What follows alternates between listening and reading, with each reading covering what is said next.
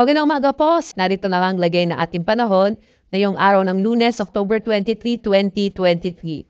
Makikita ko natin sa ating latest satellite images patuloy pa rin yung epekto ng shear line. Ito ho yung nasa pagitan ng mainit at malamig na hangin kung saan nagkakaroon ng mga kaulapan at ito magdadala ng maulap na kalangitan na may mga pagbulan partikular na haho sa malaking bahagi ng Southern Luzon, Central Luzon, kasama din dyan yung Kamaynilaan. Samantala, ang northeast monsoon o ito yung tinatawiting hanging amihan ang siya nakakapektuhan sa Northern Luzon at ito magdadala ho ng mga mahihinang pagkulan posible sa may area Cagayan Valley habang mga isolated light rains o pulupulong mahihinang pagkulan ang mararanasan sa Ilocos Region. Mga localized thunderstorms naman ang mararanasan particular na dito sa may Mimaropa, sa Visayas at sa Mindanao. Sa ngayon ho, basta yung pinakuning datos, wala pa tayong binabantayan o namamataan na anumang low pressure area o posibleng maging bagyo at least for this week.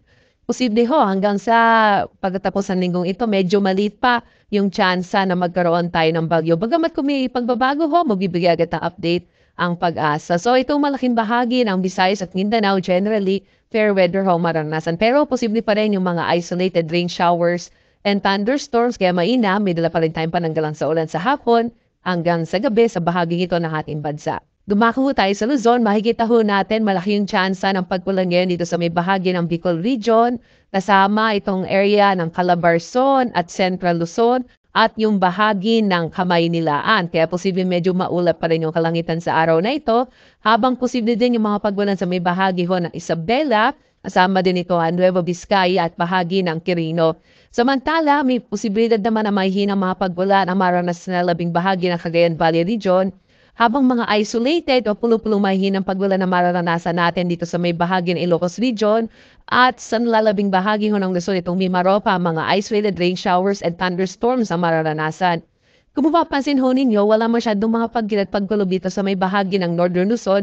Yan ho kasi yung katangian ng hanging amihan.